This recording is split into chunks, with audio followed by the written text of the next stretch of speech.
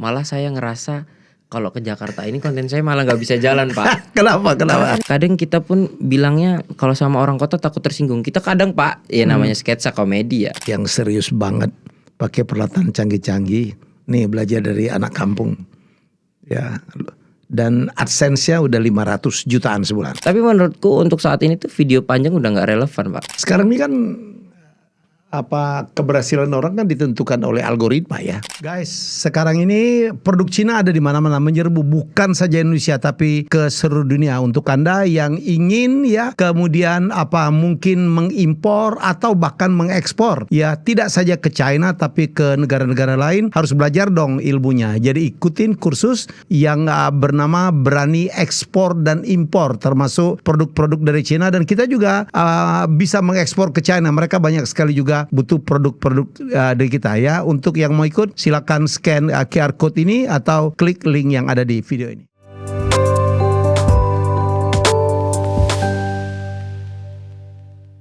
Ya, tamu saya sekarang aneh nih. Saya nyebutnya apa ya?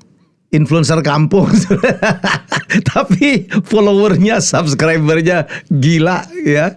Udah hadir sekarang Alfarid Ramadhani. Alfarid Ramadhani dari Lampung. Dari Lampung. Apa nama kamu? Ompet sebutannya, Pak. Ompet, panggilnya Bener, Ompet. dari kampung. Malah saya ngerasa kalau ke Jakarta ini konten saya malah nggak bisa jalan, Pak. Kenapa? Karena kan kita butuh tempat-tempat kayak di kampung tuh bantaran-bantaran kali yang bisa buat mancing, main bola, main layangan. Kan di sini di Monas saya dilarang, Pak. Iya, nyangkut lah. Iya, saya kemarin bawa kan dari Lampung, mau iseng konten layangan di Monas dilarang sama penjaganya. Layangan.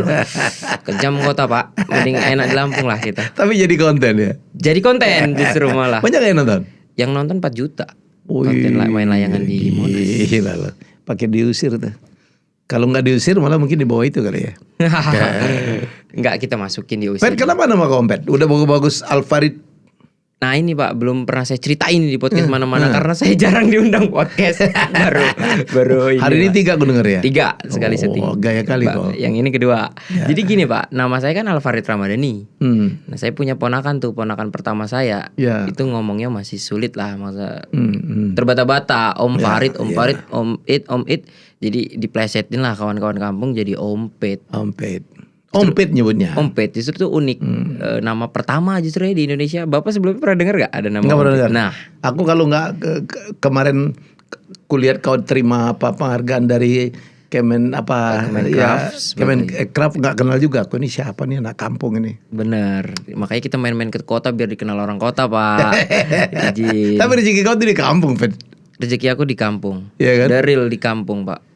Kalau di Jakarta justru kita kalau mau ke Jakarta tuh harus nyetok konten dari kampung dulu biar bisa jalan-jalan ke kota. Kau Gitu. posting berapa? Kalau video panjang, Pak, kita sebulan 2. Sebulan 2. Tapi kalau panjang itu video- berapa menit sih panjang kau tuh? 30. 30. Terus 30. Kalau video pendeknya sehari harus 1 wajib. berapa menitan? 1 menit 30. Kau tuh main sketsa gitu ya? Iya, jadi ini, Pak, yang unik, Pak. Jadi video panjang aku itu sebulan bisa dibilang 2 ya. Itu kan kita bikin video sketsa 10 tipe misalnya, Pak. 10 tipe bocil main layangan. Itu yang 35 juta yang nonton itu yang mana? Ya itu. Oh, yang main sepeda ya? Ya, yang main sepeda bener. Ya. Nah, jadi 35 juta lo nonton 35 juta, Pak, satu video. Gila bener. Nah, itu terus kita cara syutingnya supaya sekali jalan, Pak. Jadi itu video 35 menit dibikin landscape sama potret. Jadi kameramennya 2. Oke. Per segmen kita potong. Jadi kalau kita sebulan bikin 10 tipe bocil main layangan, yang keduanya 10 tipe bocil main kelereng, jadi kita punya stok 20 konten hanya sekali syuting. Sekali syuting. Itu teknik yang mungkin bisa dilakukan, nggak bisa banyak dilakuin kreator karena jenis kontennya kan kalau kita unik ya, drama 1 babak gitu. 10 tipe bocil main layangan, nanti tipe ke-1 kita potong upload ke shortnya. Nah, herannya algoritma tuh nerima-nerima aja, Pak. Padahal itu kan jatuhnya konten daur ulang ya. Daur ulang dari YouTube panjang kita pretelin jadi 10 video. Seperti itu. Masuk di YouTube juga? Masuk di YouTube juga. Justru iya? itu short justru tulang punggung kita itu di short justru. Tulang punggung penonton kita banyak di short. Di short. Bahkan 3 Pak, menitan. 1 menit 30 tuh. Ya. yang saya kan sempat kemarin ketemu Bapak di Raker AKKSI. Ya. Bapak bilang untuk dapat 100.000 view tuh 100.000 Ya. subscriber berdarah-darah. Sekarang kau berapa? Teman saya 300.000 tuh 3 hari Pak, monetisasi langsung lewat YouTube Short. Makanya menurut saya sekarang jadi content creator tuh gampang Pak kalau lewat YouTube Short. Kita tuh bikin YouTube Short setiap hari itu. Tulang punggung juga itu yang bikin. Itu bisa dimonetize ya? Oh itu monetize juga Pak. Bisa ya dari situ besar juga hasilnya. Justru Pak dari YouTube Short ya. Bisa saya bilang sekarang top 5 YouTuber di Indonesia 1 sampai 5 subscriber terbanyaknya. Jumlah tontonannya di global dengan mungkin video mereka yang di atas 5.000 dengan video saya yang 5.000 Pak. Itu mereka setengahnya. View-nya tinggi saya 2 kali lipat. Gila ya. Gila. Pensiun aja lo yang di kota-kota yang di Amerika ya. Sama anak kampung. Kalah sama anak kampung, bukan kalah sama anak kampung. Mungkin rezekinya Pak, rezekinya. Aku dengar ada 500 juta sebulan ya. AdSense. Sekitar segitu. Oh, 500 juta sebulan. Nah, ya kurang lebih lah. Dan nggak pakai kamera ya Pak? Nggak pakai kamera. Kita nggak pakai kamera profesional kayak gini nih Pak. Nggak pakai nih. Kita pakai. Besok gue ganti semua ini. Kita pakai iPhone. Pakai iPhone. Based on iPhone. Tag-nya iPhone. Bahkan sebelum ngedit iPhone. juga di sini. Ngedit nggak? Kalau ngedit di PC tetap. Di PC. Di PC. Berapa orang tim lo, Pet? 15 Pak. 15. Yang main itu berenam. Yang main 1 2 3 4 5 6. Ya 6 sekitar 6 7 lah gitu. Ya. Sisanya itu ada kameramen 1, kameramen 2 tuh kan aku ada landscape 1, potret 1 jadi kameramen 2, editor 1, manajer 1, manajer plus ngerangkap nulis skrip. Sisanya itu artistik, orang lapangan. Kadang kan aku konten tuh butuh barang yang aneh-aneh ya Pak ya. Iya. Apalagi talent. Nah ini Pak, kenapa aku bisa bilang aku tuh kayaknya cuma bisa hidup di kampung dah kontennya. Karena kadang waktu aku konten tuh butuh sesuatu yang kadang kita pun bilangnya kalau sama orang kota takut tersinggung. Kita kadang Pak, ya namanya sketsa komedi ya. Namanya tetap didedikasikan untuk komedi. Kita kadang butuh talent tuh yang maaf ngomongnya jari tengahnya harus hilang gitu misalnya untuk kebutuhan komedi ya dan mengkonfirmasi ke orang itu bahwa dia bersedia. Itu kan kalau nyarinya kita pindah ke sini kan takut ya. Kalau di kampung kan emang kita kenal ada orang kampung gitu, kita ajakin gitu. Mau lagi? Mau Pak. Kau bayar? Bayar dong. Kalau enggak kan itu gaya banget deh. Bayar dong. Aduh ya Allah. Jadi Ompet Visual nama itu channelnya ya. Ompet Visual. Di YouTube juga gitu. Semua sosmed Ompet Visual Pak. Termasuk Facebook. Kau main Facebook juga? Main Facebook juga Pak. Tar lo. Kalau apa sub semua di YouTube berapa? 14 sekitar 5-an ya atau 14,5 juta sekian ya. Gila lo. IG 1,1 juta. Oh kecil masih. TikTok yang gede ya? TikTok 11,1. Paling besar YouTube 11,2 ya. Ya. Terus Facebook 400 sampai 500 ribu deh kayaknya. Ada lagi selain Snack itu? Video. Snack itu Video ada lagi ya? yang jarang banget. Maksudnya di lirik ya, jangan orang tahu. Justru di situ saya dapat juga ya, monetisasi juga tuh. Oh bisa dimonetize? Waktu itu saya kayak dapat undangan eksklusif deh dari Snack Video karena mereka butuh konten kreator yang kontennya mereka sih waktu itu bilang berkualitas. Saya nggak mau ngeklaim konten saya berkualitas juga, tapi mereka bilangnya gitu. Akhirnya kita dimonetisasi dan digaji bulanan sama mereka gitu. Sampai sekarang. Gila. Boleh tahu berapa? 2 digit lah Pak. 2 digit. 2 digit aja, tipis-tipis aja Pak. Minum dulu Jadi untuk Anda ya, para influencer yang serius banget pakai peralatan canggih-canggih, nih belajar dari anak kampung ya, dan AdSense-nya udah 500 jutaan sebulan. Ya sekitar segitu lah Pak. Kau pakai untuk apa uangnya? Kurang lebih. Apa Pak? Kau pakai untuk apa uangnya? Untuk apa? Kau belum nikah kan? Belum nikah Pak. Umurmu? Umurku 20. 20, oke. Duitnya saya pakai untuk saat ini ya Pak ya. Iya. Saya lagi belajar investasi. Oh. Lagi belajar investasi sama mungkin ada di emas sama reksadana saham syariah kalau saya mainnya sekarang. Oke. Bapak mau apa dulu, Pet? Bapak dulu Pak, waduh kalau dibahas agak gak enak. Dulu Bapak sempat jadi pedagang, terus udah itu sakit gak kerja lagi. Tapi ibu saya guru, jadi kalau latar belakang sih kebanyakan yang gendong perekonomian ibu saya sih Pak. Oh, ibumu Ibu kerja. saya, makanya saya jadi apa? Ibu saya guru SD. Oh, guru, oke. Guru SD. Udah itu, tapi saya ditinggal bapak itu waktu SMP, kelas 2 SMP. Oh, udah nggak ada? Udah meninggal. Oke, Jadi oke. saya nggak begitu akrab jadinya. Oke. Sama bapak itu agak berjarak lah. Jarang ngobrol gitu.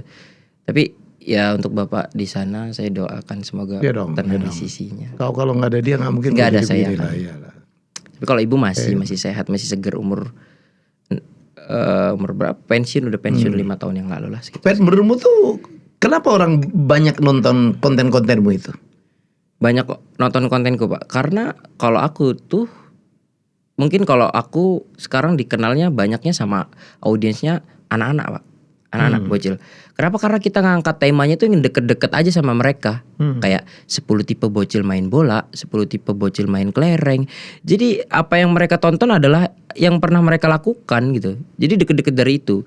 Dan sekarang banyak kreator tuh ngeluh AdSense-nya turun drastis katanya Pak. Iya. Jumlah konsumsi YouTube itu turun kan. Iya. Dan menurut aku setuju dengan itu. Karena menurut aku sekarang ya di luar ini aku bilang memang sih view-ku tuh tinggi ya di video panjang. Tapi menurutku untuk saat ini tuh video panjang udah gak relevan Pak. Di YouTube ya. Jadi banyak kreator tuh yang kemakan zaman sekarang. Sekarang orang itu kita bisa bilang lebih banyak buka TikTok daripada dan Instagram daripada YouTube dan nonton video panjang gitu kan. Setuju. Makanya YouTube itu Pak, menurut aku ya pribadi sekarang tuh memang lagi emang nyari banget kreator yang pandai main short. Bakal mereka naikin Pak. Asli bakal mereka naikin. Yang rajin di short dan ngerti gitu untuk main short. Bahkan untuk satu video short aja itu sekarang udah bisa dibayar jutaan loh Pak. Satu video short. Kalau untuk saya punya saya ya. Karena itu cuma cincangan-cincangan aja. Cincangan dari itu yang panjang ya. Iya betul. Nah itulah kiat. Maksud saya bisa naik itu kebanyakan sekarang mungkin dari short. Nah dan saya itu kemenangannya Pak, saya itu curi star. Maksudnya dari YouTube ini baru awal-awal ngeluarin fitur shortnya, saya itu udah curi star. Saya udah tahu paham ilmunya. Jadi di short itu awal-awal short rilis di YouTube itu Pak hanya bisa 1 menit Pak. Oke. Banyak kreator kesulitan untuk memangkas videonya itu dijahit jadi 1 menit. Nah itu banyak kreator yang kayaknya jadi nggak jadi upload karena durasinya kepanjangan gitu. Harus dijahit jadi 1 menit. Tapi sekarang kenapa aku bilang jadi kreator tuh mudah, short itu udah bisa 3 menit. Dan jumlah monetisasi kita baru bisa monetisasi tuh kalau dapat 10 juta tayangan di short. Bayangin total. Bayangin kalau kita upload 30 video, masa sih seburuk-buruknya nggak nembus gitu 10 juta. Jadi kan menurut itu sebuah kemudahan juga kan untuk jadi YouTuber. Kau AdSense lebih banyak dari YouTube panjang atau dari short? Kalau AdSense sih tetap dari YouTube panjang ya, tapi hampir 60-40 lah, 70-30 kadang. Sekarang ini bisa dimonetize itu apa aja sih Pat? YouTube, terus Facebook ada? Facebook ada. Oh iya? Ya ada. Facebook juga tergantung bisa views juga dan durasi juga. Wah kalau itu saya kurang menguasai, tapi yang setahu saya justru dia lebih aneh Pak. Dia story aja dibayar Pak, story Facebook tuh. Terus dia tuh berdasarkan. Tapi kita harus daftar ya? Ya tetap daftar itu dalam artian kata ya seperti YouTube ada syarat-syarat monetisasinya juga. Enggak, iya. Dia itu reelsnya dibayar, udah itu reelsnya, kayaknya ada give live juga. Terus dari ini juga sih setahu aku dia interaksi. Kalau banyak yang komen, banyak yang share segala macam itu ada hitungannya. Hitungan juga kayaknya ya seingatku gitu. Karena aku gak terlalu open lah di situ, sekedar ambil hasil dari video-video reelsnya aja. Kalau yang lain-lain gak aku urusin monetisasi. Cukup besar dapatnya dari Facebook. Kalau aku sih ya cukup gak besar-besar amat ya tapi di bawah 2 digit sih kalau aku. Tapi ya per bulan gitu per bulan. Tapi aku punya juga temen Pak yang bisa sampai 150 jutaan monetisasinya. Yang orang kira Facebook itu udah mulai ditinggalkan lah. Sekarang orang bilang main Facebook tuh norak gitu. Tapi ibu-ibu sekarang itu monetisasinya di Facebook hebat banget. Karena kan ibu-ibu kalau itu untuk jualan lebih bagus di Facebook ya. Interaksinya Pak kan kalau di Facebook itu. Sedangkan kalau kita interaksi terhitung juga tuh. Dihitung juga ya kayaknya kalau interaksi di Facebook kayak like share-nya itu mungkin sama komen-komennya dihitung. Jadi Facebook itu kan punya jargon salam interaksi itu. Nah semakin tinggi interaksinya kayaknya semakin besar itu yang didapat dari Bet, kamu media. sekali buat disebar ke 4-5 platform, padahal kan kadang-kadang segmentasinya tuh kan beda-beda kan. Kita bayangin kalau Facebook itu untuk orang tua, tapi kan kontenmu untuk anak kecil juga dimakan orang ya. Nah iya seperti itu. Yang saya kaget adalah, jadi saya tuh dulu kan bikin konten tuh sebelum tipe-tipe itu ya ngikut tren-tren aja, tren-tren anak muda aja Pak. Apa yang lagi ada viral saya konten kan. Tapi setelah saya dapat pegangan setelah konten, kayaknya saya bagus di sini nih, nostalgia masa-masa kecil gitu. Ketika saya share, ternyata di semua sosial media itu memang dimakan Pak, jalan Pak. Karena kalau nggak ada saingan juga kali di situ ya. Mungkin ya. Tapi kalau sekarang saya ikut. Iya melahirkan anak-anak. Justru satu kecamatan sama saya bikin konten juga, monetisasi juga dia, saya support juga. Bahkan mungkin idenya kadang sama percis saya, tapi dia izin sih. Ya sedikit banyak kita tetap saya support. Sama benar kontennya. Kau modalin, kau invest? Oh ya enggak, support aja gitu. Si anak-anak kampung itu sekarang banyak Pak yang mulai konten kayak saya yang temanya anak kampung ini udah mulai sedikit-sedikit yang Bapak bilang ibarat kampungan lah gitu. Tapi ya kalau dilihat-lihat sama yang di ibu kota hasilnya bisa diadu gitu. Iyalah, malah kalah lah. Itu yang aku bingung. Waduh, kok ternyata orang suka ya nonton yang tentang kampung gitu ya. Iya, mungkin unik kali ya. Iya, mungkin jenuh juga ya orang-orang. Jenuh juga ya. Pengen kadang sesuatu yang berbeda. Sesuatu yang berbeda, nggak melulu tentang edukasi. Mungkin kita lagi capek kerja butuh hiburan kan, konten-konten hiburan. Jadi konsumsinya naik juga kan. Kau punya tim kreatif, Pat? Tim kreatif punya Pak. Terus mereka yang main itu merangkap jadi tim kreatif. Jadi ini ya, menghemat gajinya ya. Karena kita idenya itu memang hanya bisa dicari orang-orang yang tertentu aja Pak. Dan mereka semua tinggal di kampung. Tinggal di kampung. Tetanggamu semua nih. Teman satu kelas semua. Dulu kok sekolah terakhir di apa sih? Di SMK Pak saya. Jurusan multimedia. Oh, perkontenan sih. Di mana? Di Bandar? Di kampung saya di Gedong Tataan, Kecamatan SMK Pelita namanya. Pelita nama. Kecamatan apa? Gedong Tataan. Gedong Tataan. Lampung mana nih? Tengah? Pesawaran dia. Tadinya Lampung Selatan tapi sekarang udah Pesawaran sih. Oh, ini nama kabupaten ya? Iya Kabupaten Pesawaran, Kecamatan Gedong Tataan. Di situlah kayak orang aja kadang main ke kampung kita tuh cuma pengen lihat tempat-tempat syutingnya Pak. Anak-anak ada yang kalau lebaran tuh Pak, wah membeludak tamu saya. Yang ini pengen ketemu kamu. Iya, ini mudikan dari Bogor, ini mudikan dari Palembang, ini dari mana? Mereka cuma pengen lihat lapangan tempat biasa saya main bola, pos ronda ya gitu kan. Legend itu maksudnya. Apa aja sih yang sawah ya pasti ada. Sawah jarang sih Pak kita pakai. Lapangan. Pos ronda. Masjid. Udah itu apalagi sarana-sarana seperti itu ya. Mungkin di emperan-emperan jalan, bis-bisan kalau apa ya nyebutnya ya. Ada selokan terus ada kayak semen untuk duduk itu di apa ya di sini disebut. Trotoar. Kayak apa? Trotoar Pak. Jadi kalau ada selokan di kanan kirinya itu ada ada kayak sebentar bantaran untuk kita duduk. Di situ sering konten juga kita. Ngobrol gitu ya. Apa aja ya? Kalau konten kita emang dibatasi Pak. Ada sketsa komedi dan kita baru merambat pasar baru itu sepak bola. AC kita jadi baru-baru ini kan bikin konten sepak bola tuh Pak. Rame yang nonton saat di video short 35 juta. Yang bener. Bener Pak. 35 juta tapi kita aku juga kan dari podcast Atta Halilintar tuh. Udah aku jelasin bahwa aku mau bawa warna baru sepak bola yang tadinya sepak bola itu kan penuh sentimen ya. Kalau menang itu harga diri gitu. Kita bawa warna baru sepak bola. Kalau main bola itu bisa loh yang fun-fun saya Pak. Main sepak bola lawannya adalah sini lawan kami tim Gemoy FC. Jadi saya ngumpulin 5 orang yang beratnya di atas 100 kilo untuk main bola. Seperti itu. Kebayang saya. Nah itu maksudnya warna-warna baru sepak bola yang dinikmati secara fun gitu loh. Gak mungkin kan kita berantem lawan orang-orang badan 100 kilo itu jadi geprek kita. Depan kita menarik mau lawan anak-anak pang, anak jalanan, seperti itu Pak. Kok bikin series gitu ya? Bikin ya seperti itu. Dan ini dalam waktu dekat Pak. Saya umumin di sini ya Pak, boleh ya izinnya? Boleh. Kita mau keliling Pulau Jawa. Untuk bikin konten? Ya, untuk bikin konten sepak bola itu. Jadi kan itu kita mancing audiens ya Pak. Kayak siapa lagi nih yang mau lawan tim Ompet gitu kan untuk main sepak bola itu. Nah itu komentarnya satu video itu sekitar 20.000 satu video. Allah. Itu isinya nantang semua. Oh ya udah kita ladenin yuk, kita keliling Pulau Jawa, siapin tempat kalian, tempat ikonik kalian gitu. Dari mungkin baru turun dari kapal tuh dari Lampung kan langsung Banten. Sini lawan kita Banten, lawan orang-orang Banten. Nanti kita koordinasi lawan orang Jakarta, ke Bandung, ke Surabaya, sampai ujung Bali kita nikmatin liburannya.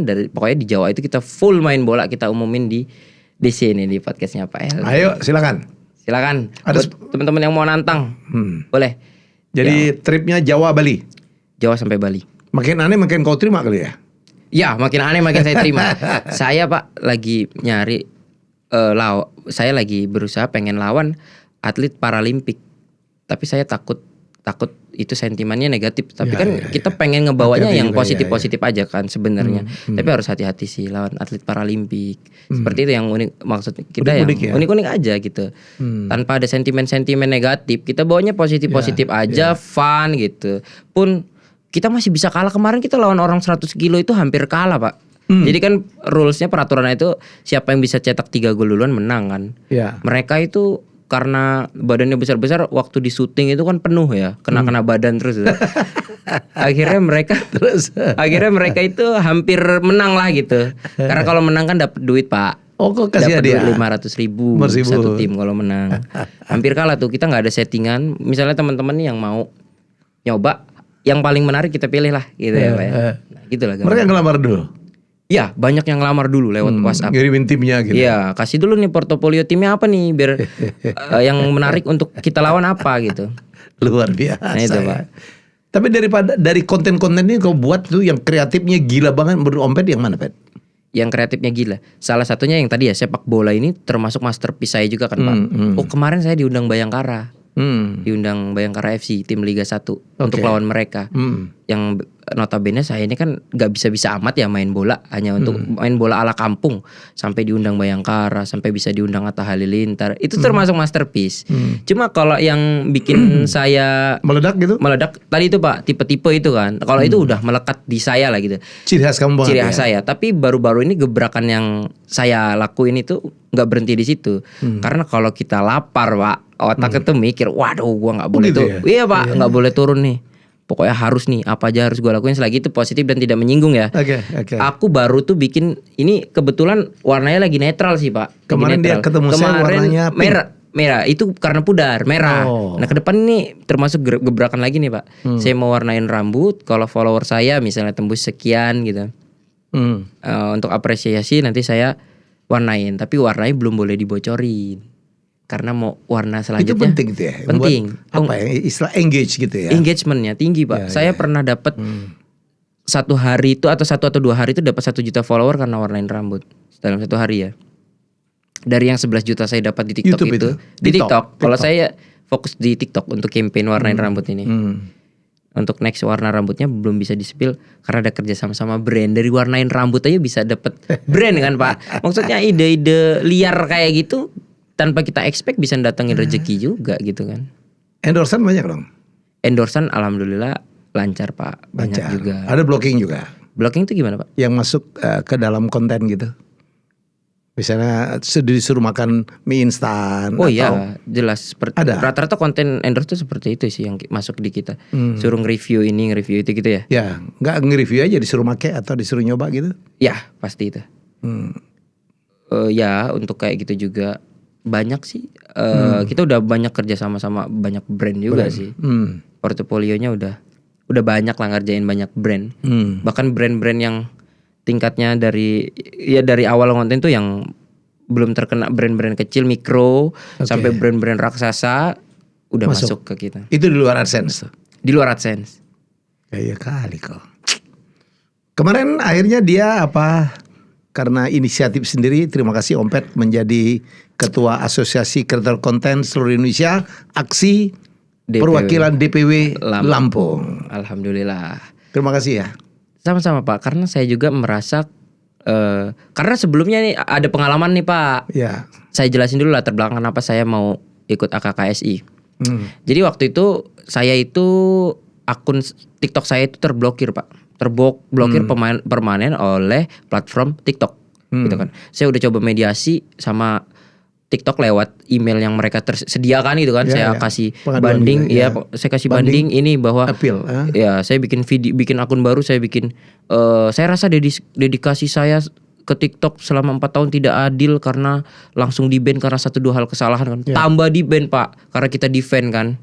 Waduh, saya pikir ini gimana cara mediasi dengan TikToknya nih kan. Saya bertemu dengan Sekjen Aksi Bapak Adrian Zakari. Dia yang menawarkan saya bahwa AKKSI bisa menjembatani nih masalah yang seperti ini gitu. Sebagai ibaratnya kalau secara ini kuasa hukum lah ya yang ngebantu kita mediasi sama TikToknya langsung. Karena kalau kita ngebanding lewat TikToknya langsung itu yang jawab bot Pak. Mereka nggak ngerti perasaan kita, mereka nggak ngerti apa yang kita alami. Selagi itu blunder, maksudnya itu kan kesalahan yang emang tidak sengaja kita buat ya. Dia nggak mau terima alasan yang asal salah ya salah gitu. Udah di-ban mati permanen 11 waktu itu 9 juta gitu. Setelah itu saya ketemu Bang Adrian Zakari itu, saya ditawari bahwa AKKSI adalah satu asosiasi kreator konten Indonesia yang bisa menjembatani masalah-masalah seperti ini. Dan saya juga advokasi ya, diedukasi juga bahwa di AKKSI ini nanti bakalan ada edukasi platform dan apa yang bisa kamu lakukan dan tidak bisa kamu lakukan, apa yang aman dan tidak aman. Saya dapat dari AKKSI. Nah setelah itu saya bilang ke Bang Adrian Zakari, Bang kayaknya setelah akun saya kembali ini saya tertarik deh untuk mendedikasikan untuk AKKSI ini gitu. Boleh, saya tapi nggak expect langsung jadi ketua juga Pak. Langsung diangkat jadi ketua di deklarasi. Tapi ya udahlah, semoga berkompeten ya, belajar sama-sama belajar. Saya atas nama ketua umum terima kasih. Kalau boleh sharing kesalahan apa yang kau lakukan biar tidak diulangi oleh yang lain yang dianggap salah oleh TikTok. Jadi saya ngelakuin 2 sih kesalahan. Yang pertama itu saya kan baru buka bisnis Pak. Bisnis website jual beli diamond game online lah buat kita isi diamond gitu, tukar-tukar diamond gitu. Tapi itu pun harusnya secara hukum legal ya. Banyak kok yang udah ngelakuin influencer lain gitu. Ya saya membangun brand itulah gitu. Saya promosi di TikTok Pak bahwa yuk saya punya nih brand ini gitu. Ternyata itu dianggap TikTok adalah pengalihan traffic, bahwa kita menyuruh audiens itu untuk pindah ke platform yang lain. Mereka menganggapnya seperti itu. Nah itu berat juga Pak katanya ternyata. Karena saya bikin video sekali di take down, saya ngeyel. Waduh kayaknya kalau bagian sini saya foto nggak pelanggaran deh. Saya upload lagi, pelanggaran lagi. Sampai situ belum di-ban Pak. Yang kedua, saya itu ya udahlah, saya tinggalin dulu nih bisnis saya ini, saya kesampingan dulu. Karena kalau taruhannya akun saya kan bahaya ya. Kalau terus-terusan diperingati seperti itu. Akhirnya saya upload lah konten, kerjasama konten endorse Pak. Tapi di dalam konten endorse itu saya pakai sketsa komedi kan. Sketsa komedi yang di dalam sketsa itu muncul karakter tuyul, hantu kecil tuyul. Di situ saya pakai talentnya anak SD Pak, kelas 2-3 SD, tapi dia pakai celananya pendek, terus tidak pakai baju, dikasih bedak.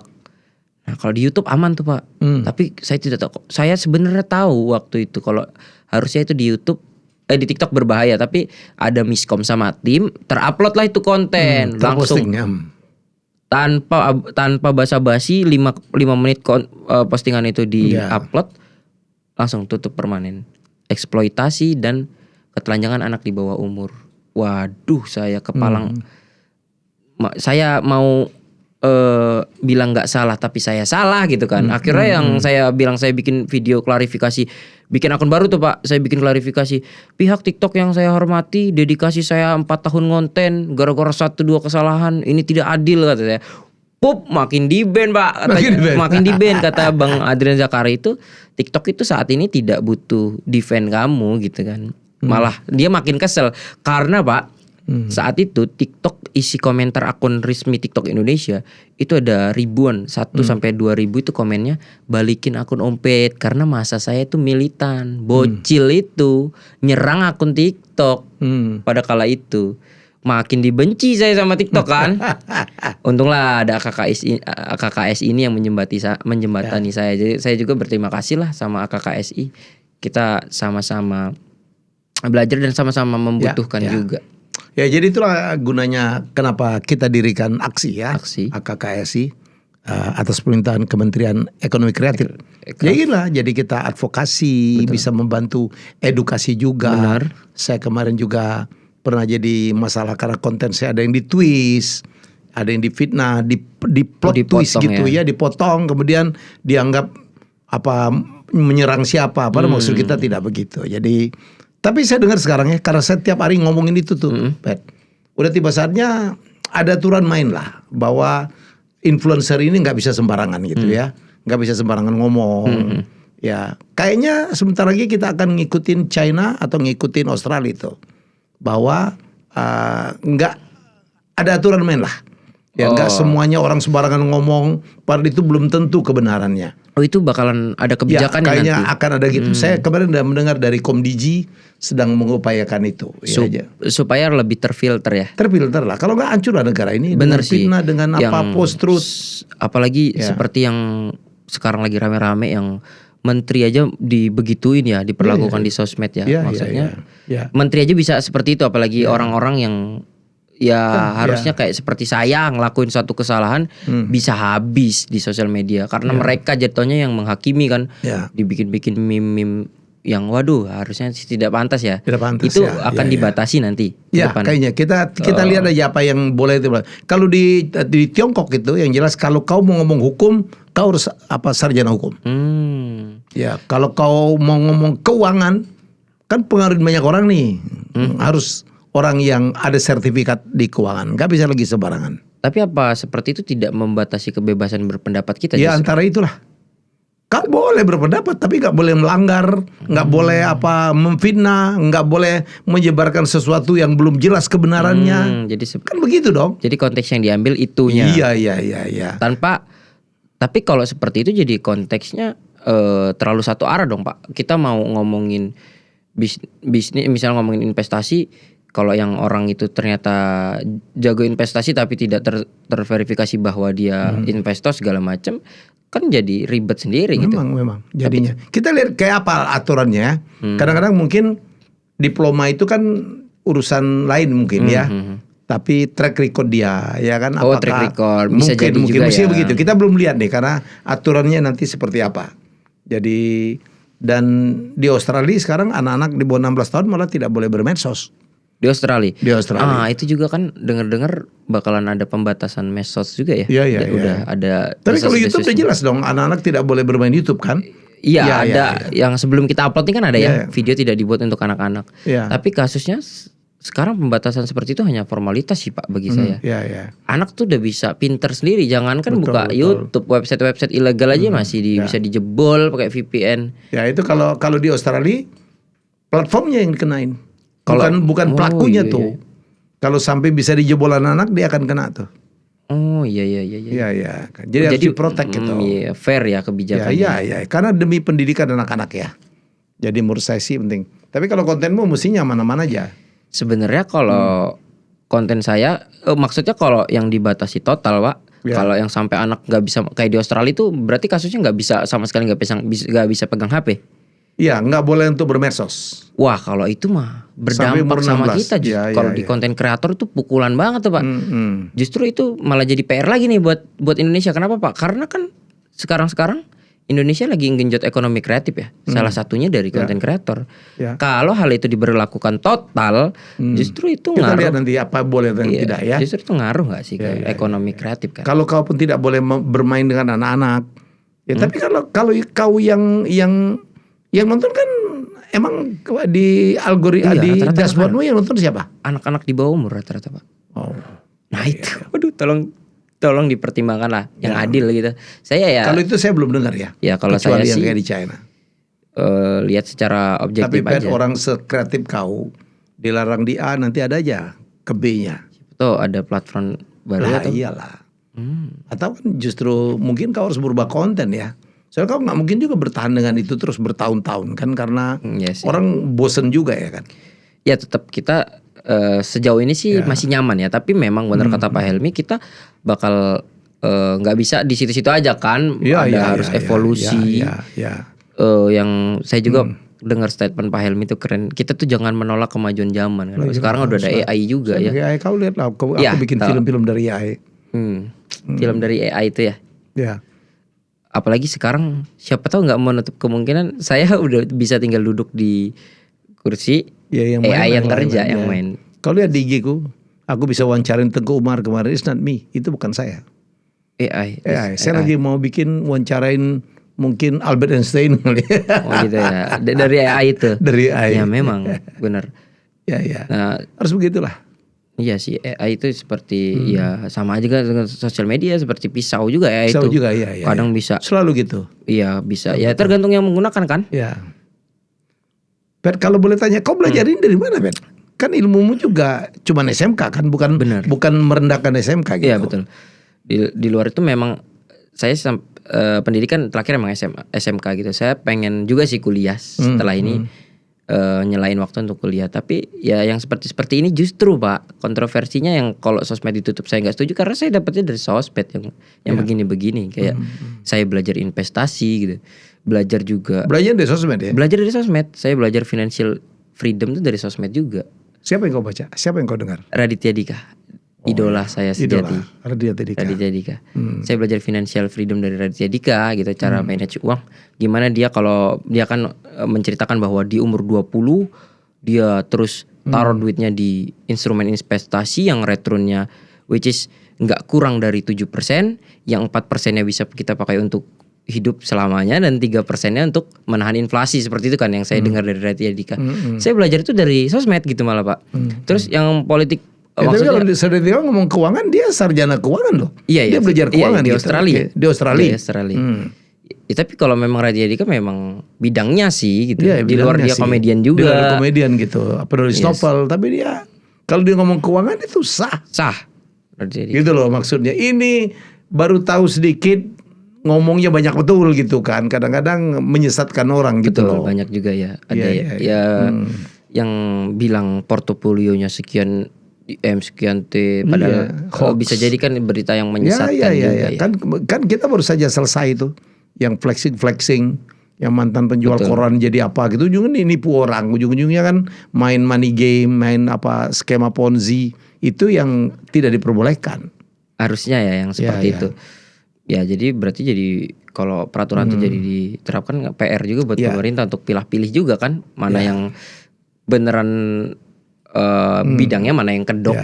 Gitu. But, boleh nggak sharing kepada mungkin yang lain yang kepengen juga menjadi seperti Om Pet ya? Saya tuh seneng kenapa? Karena ternyata Om Pet itu membuktikan bahwa orang yang dari kampung pun, bukan dari kota besar pun, ya itu juga bisa sukses. Dari banyak juga ya Pak orang yang saya temui. Memang gitu, mereka heran juga kan dari kampung. Banyak baru 2 kali podcast ini Pak, dua-duanya nanya seperti itu. Berarti kan menarik ya topiknya bahwa orang kampung bisa ngebawa sejauh ini gitu kan. Kalau dari saya sih yang pertama ya tadi tuh jangan membatasi pengetahuan gitu. Kita juga perlu kayak yang saya pelajari dari sosmed tuh banyak banget Pak ilmu-ilmunya gitu. Tapi di luar itu saya juga belajar seperti ini tuh di praktek lapangan juga sih Pak. Dari yang benar-benar dari bawah terus ngejalanin gitu, nerima endorse. Awalnya tuh saya semua handle sendiri. Awalnya handle sendiri. Nah keilmuan seperti itu banyak saya dapat dari sosmed, dari pengalaman pribadi juga. Nah tapi kalau kiat-kiatnya dari anak-anak kampung ya Pak ya. Awalnya pun saya sebelum saya mendatangkan manajer saya Pak, saya ini minder sebagai anak kampung Pak. Kayak saya nggak mungkin dah bisa main-main ke kota, bisa ketemu Atta Halilintar, bahkan bisa ketemu Pak Helmi gitu. Saya juga awalnya minder Pak gitu. Tapi ternyata saya punya potensi juga gitu. Setelah itu saya cari bahwa di sini adalah saya itu waktu berkonten yang saya lihat adalah saya itu tidak berhenti mengeluarkan ide-ide kreatif Pak. Maksudnya yang seperti saya nggak berhenti di konten tipe-tipe. Saya coba nih cari pasar di Indonesia yang ramai apa. Saya coba main bola gitu. Setelah ini saya coba botak-botak warna. Harus rajin mencoba ya? Iya rajin mencoba. Dan alhamdulillah percobaan saya belum pernah gagal tuh. Syukurnya gitu kan. Keren. Rajin mencoba supaya kita itu punya daya saing juga kan. Kalau mencoba ini mencoba itu kan. Rajin mencoba terus yang kedua itu yang pasti saya bisa duduk di sini juga karena konsistensi. Coba kalau saya jenuh berhenti konten di tengah-tengah, katakanlah 1 tahun yang lalu saya udah puas gitu kan, udah bisa kayaknya saya berhenti konten pun bisa atau gimana gitu. Tapi konsistensi itu kan yang membuat saya terus berpikir juga kayak gimana nih saya bisa mempertahankan view saya sekarang, gimana saya bisa terus berkembang bisa. Kalau saya sih sekarang targetnya bisa dikenal di nasional gitu kan. Ya itu perlu yang pertama tadi yang saya bilang itu perlu keberanian, kreatif juga. Kau mimpin langsung ya kreativitas? Konsistensi. Kreativitas saya tim kreatif saya langsung yang mengkoordinasi. Oke. Jadi setiap setoran ide kreatif itu harus melalui saya dulu. Habis itu didiskusikan. Iya. Mereka diskusinya ke saya kayak ini kira-kira kreatif, ini kira-kira bisa nggak gitu untuk kita terima gitu, kita jual lah ibaratnya gitu. Dan kau punya sense ya gitu? Kayak saya semacam punya bisa tahu gitu kalau konten itu, waduh ini mah nggak menarik, ini bisa ada celah menariknya. Itu boleh nggak Pet kau ceritakan gitu ya? Kan kau tahu ini menarik, ini nggak. Apa yang membuat menurutmu bahwa satu konten ini akan menarik atau tidak? Ya itu saya dapat dari pengalaman saya. Justru yang saya banyak belajar itu dari yang pertama YouTube Short, Pak. Kalau di YouTube Short itu saya bisa tahu menarik atau enggak karena biasanya algoritma dari YouTube Short atau TikTok juga sih, Pak. Itu dia mengarah konten yang di create niat biasanya, Pak. Kayak semacam ada penulisan yang rapi gitu, di depan diisi. Misalnya ada hook yang bagus kan. Di tengah itu ada sesuatu yang diomongin dan di akhir di closingnya juga diisi gitu. Ibaratnya tata kontennya tuh rapi. Terus contoh hook tuh kayak apa sih? Contoh hook itu kita naruh sesuatu yang menarik di awal. Misalnya kayak bikin konten kemarin ya Pak ya. Ini sebenarnya nggak patut ditiru sih ya. Konten saya setelah akun saya kembali itu yang nonton 19 juta. Itu saya gimmick nyarin bahwa akun saya kembali itu di depan di toa masjid. Akun dompet visual kembali. Jadi wah apa nih gitu, heboh. Hook supaya orang itu narik perhatian. Hook. Nah, udah itu konten yang dicari adalah konten yang emang berpotensi naik itu yang ada tema dan ada brandingannya juga Pak. Kayak di kantor saya ya. Saya nyebutnya base camp lah gitu, belum layak jadi kantor. Itu semua 15 orang itu Pak, itu konten kreator semua anak-anak saya itu. Rata-rata tuh yang terbesar tuh di bawah saya itu ada 2,2 juta. Oh iya? Di bawahnya 1,9, 1 juta. Di anak-anaknya itu mereka itu justru ngonten semua gitu. Dan saya yang pilihin gitu. Kamu ini personal branding jangan lari-lari dari kiper. Kamu tendangannya kuat aja gitu. Kamu kayaknya bagusnya brandingan kamu tuh jadi orang yang lucu aja di sosmed. Kamu jadi orang yang karena kamu bersih nih ganteng aja gitu-gitu. Saya kayak semacam punya feeling lah di situ.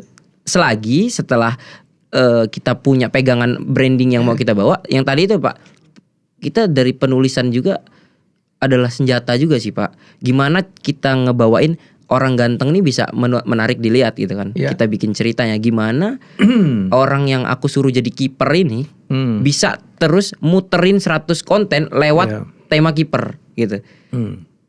Dan yang aku lagi seneng dan ajarin ke anak-anak aku di kantor tuh, konten itu sekarang yang seru dan menarik perhatian itu Pak, yang melibatkan audiens Pak. Yang melibatkan audiens kayak bacain komen, coba dong tendangannya pakai kaki kiri misalnya gitu. Jadi mereka tuh merasa dilibatkan gitu loh. Jadi mereka ingin komen gitu. Mereka nyaksiinnya pun enjoy gitu. Dan ditutup closing tuh misalnya next kita challenge apa lagi, komen di bawah. Nah nanti anak-anak tuh komen gitu. Komen, nontonnya pun dengan interaktif. Dia tuh waktu nonton tuh punya harapan bahwa apa yang dia tulis, apa yang dilihat kayak ini yang kemarin aku bilang nih akhirnya dilakuin juga gitu. Nah semacamnya itulah kayak membangun personal branding. Setelah itu kalau aku sih yang selama ini aku pegang banget itu penulisan ya. Penulisan tuh harus rapi. Setelah itu baru interaktif. Nah dari situ kalau sekarang yang aku lagi bangun itu untuk saat ini. Sekarang ini kan keberhasilan orang kan ditentukan oleh algoritma ya. Betul. Yang disenangin, yang di like, di komen, di share gitu. Menurut Opet ada nggak ya itunya yang kau tuh ada intuisi atau ada pelajaran juga ya? Kok bisa supaya jarang gagal gitu atau tidak pernah gagal gitu. ya? Supaya FYP. Iya, semacam kalau aku sih sedikit-sedikit ada intuisi sih, bisa ngebaca. Ya mungkin ini juga terjadi bisa karena terlatih juga ya. Namanya intuisi juga kan. Kadang ada konten yang kayak wah berat nih, nggak menarik gitu. Bisa juga karena siapa tahu saya sebelum lihat kontennya udah lihat penulisannya, dikirim dulu kan, saya baca dulu kan. Kayaknya kalau emang mentok pakai aja, tapi ini kayaknya nggak bakalan sepecah itu gitu. Saya bisa lihat gitu dari situ. Dan juga kalau untuk algoritma itu kalau di kita itu lebih seneng sama konten-konten yang relatable gitu Pak. Kalau di algoritma saya ya, di luar bidang lain saya nggak tahu. Kalau di kami itu seneng hal-hal yang relate itu seperti main bola, kesehari-harian, main bola, main kelereng, main layangan, itu udah dijamin FYP lah gitu. Tapi kalau yang saya bikin sesuatu yang di luar keseharian kita ya, sesuatu yang kayak tipe-tipe bocil, contoh lah ya, main game memang masuk dalam keseharian ya Pak. Tapi dia nggak general. Ternyata banyak anak di luar sana itu yang nggak ngerti juga main game gitu.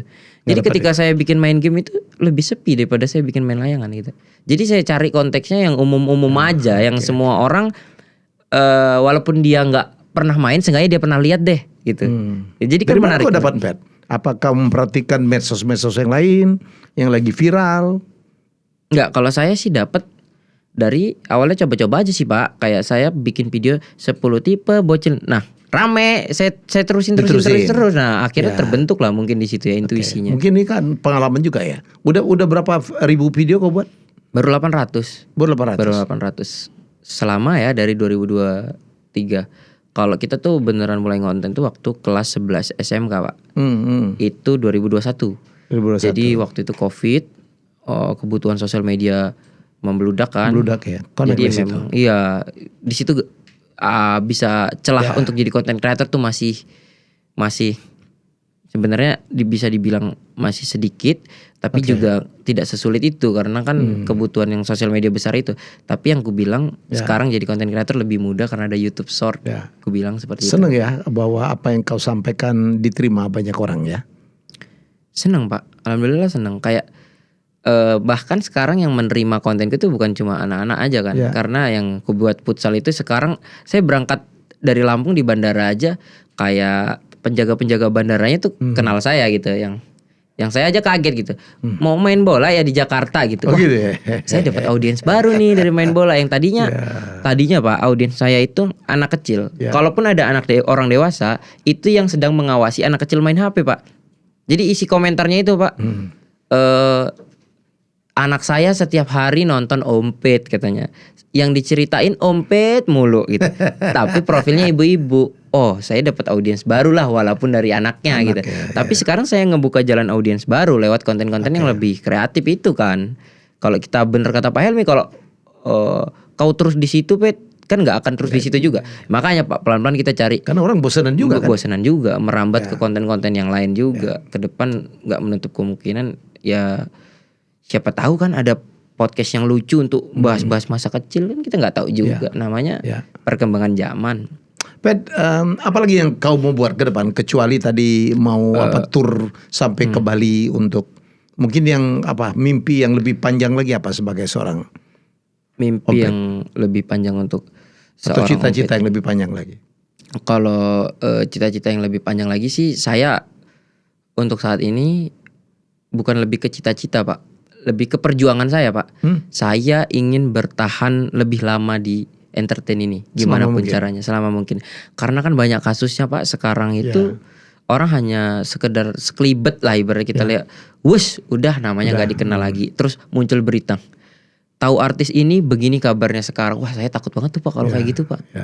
Nah, gimana mungkin harapan besar saya yang sedangkan saya perjuangkan adalah gimana saya gunakan apa privilege saya sekarang sebagai konten kreator, orang yang dikenal orang dan juga punya penghasilan tinggi, bisa dibilang tinggi ya Pak ya. Itu bisa mempertahankan baik secara ketenaran maupun ngatur keuangan gitu. Ya. Itu harus kita pertahanin dan di situ. Dan itu tidak gampang. Harapan besar saya ya dan semangat saya adalah bisa punya napas panjang di entertain. Nggak mau yang sekedar lewat. Kalau bisa saya masih mau ngonten lah sampai 10-15 tahun lagi gitu. Siap. Apa kabar ibumu? Ibu baik di rumah. Senang juga ternyata, senang dan ngelihat Pak Helmi juga ya. Ibu-ibu ya. Iya. Kakak-kakak saya juga katanya yang Who Millions apa itu? Itu Tantowi saya siapa berani? Iya Pak. Saya berani yang bisa telepon. Katanya saya dibecandain tuh kalau nggak bisa jawab call friend aja gitu. Nah, itu Tantowi ya, kakak saya. Kakaknya. Who Wants to Be a Millionaire. Nah ya itu. Salam ya. Itu program-program kapan itu Pak? Tahun siapa berani tahun 2000 persis. 2000. Kalau Pak Tantowi itu mungkin 2001. Kami bersaing lah sama-sama acara kuis. Kita orang kampung juga Pet, sama kayak kau lah. Dari Palembang. Dari Indralaya tepatnya. Indralaya ini sekarang ada Unsri sekitar 1 jam dari Palembang. Ya, bapak saya Ustadz kecil-kecilan ya. Pedagang kaki lima, saya berjuang dulunya juga. Pak. Yang penting kau mau terus belajar. Humble. Itu aja ilmunya hidup. Dan terus bekerja keras. Jadi saya boleh tanya satu pertanyaan sama Bapak. Tadi kan yang saya sedang perjuangkan kan bisa bertahan lama di entertain. Ya. Nah, yang sedangkan saya di sini duduk bersama Pak Helmi Yahya yang mungkin sudah melalang buana di bahkan sebelum ada medsos sudah di TV gitu. Ya. Dan masih tenar bisa dibilang namanya masih sering kita dengar. Nah itu kiat-kiatnya itu seperti apa? Apa loh supaya kita tuh bisa minimal aja tidak terselandung lah gitu. Ya. Harus terus mau belajar dan jaga attitude ya. Attitude supaya kita humble terutama terhadap orang tua ya. Jangan orang tua, orang di bawah kita pun kita harus ramah. Nomor 3 harus tetap membuat sesuatu. Benar ya. Ya saya alhamdulillah ya saya dapat ilmunya dari Ahmad Dhani justru. Dari Ahmad Dhani, dari dulu teman saya namanya Mardigu Wowi ya, Mas Wowi gitu. Bro lu gila bro gitu. Usia saya udah 62 tapi tetap dikenal. Lebar juga Pet yang penggemar saya dari mulai anak-anak sampai ke konglomerat yang tua-tua gitu. Karena saya setiap tahun ada aja yang saya buat. Betul. Ya, sekarang saya bikin film AI. Kemarin baru ditunjuk oleh Deddy Mulyadi jadi pemimpin Rebana. Tahun lalu saya terpilih jadi ketua aksi. Tahun sebelumnya lagi saya dipecat jadi dirut TVRI gitu. Terus kita itu tidak boleh mati gitu. Harus ada terlalu dibuat. Berkarya. Terus saya pernah juga berapa tahun lalu membuat pementasan musik Lintas Melawai. Wow. Terus saya membuat novel pengeliling bumi pertama tuh namanya Enrique gitu. Bukan Enrique Maluku ya orang Tidore, bukannya Magellans. Terus saja, jangan pernah berhenti. Ya, itu yang saya bilang, Pet, kamu nggak mungkin akan stay di situ aja. Karena orang ada bosannya. Dulu saya raja kuis gitu. Kuis nggak ada gitu sekarang. Emang kita berhenti? Enggak juga. Saya move terus. Jadi saya percaya betul seorang Om Pet itu bisa. Berarti saya udah di jalan yang benar. Iya. Jadi jangan cepat puas juga. Oke. Ya, jangan cepat puas juga. Oke, Pet, terima kasih banget. Terima kasih, Pak Helmi. Saya doakan tetap sukses, terus belajar. Amin. Terus saya belajar. Juga terima kasih kesempatannya udah diajak ngobrol. Saya senang. Saya banyak dapat juga nih sekarang dari Om Pet. Ya, insight kata orang. Ya, jadi begitulah saya terus belajar, termasuk dari orang yang jauh lebih muda sekalipun. Ya, seorang Helmi Yahya pun AdSense-nya nggak segitu tuh. Jadi keren ya. Tapi jangan pernah berhenti. Jangan pernah belajar ya. Berhenti bersyukur tapi jangan berhenti puas. Jangan cepat puas. Jangan sombong. Itu aja. Oke, siap. Ya. Siap. Oke, jadi kita baru saja bicara dengan satu orang dari kampung lah saya mengatakannya sebuah kampung kecil, kelurahan kecil di Lampung gitu ya. Desa Tapi dari desa itu menunjukkan bahwa dia bisa berkarya. Ya, bahwa berkarya itu tidak melulu dominasi dari anak-anak kota, anak-anak yang pendidikannya jauh lebih tinggi, yang mungkin pendidikannya di luar negeri. Tidak, ini adalah sekelompok anak-anak dipimpin oleh Om Pet ya, yang kemudian dia berkarya. Bayangkan ya, luar biasa. Saya pikir dia bisa menebak selera orang gitu. YouTube-nya dalam 4 tahun saya pikir, Pet ya. Kalau YouTube 2 tahun bahkan. 2 tahun subscribernya 14 juta lebih. Kemudian TikToknya 11, Ya.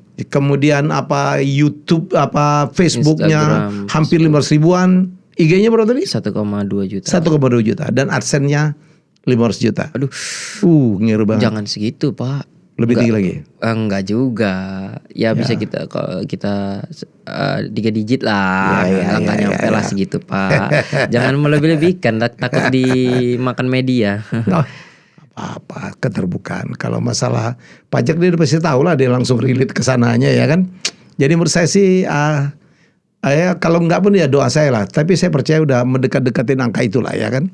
Ya, baik, semoga amin.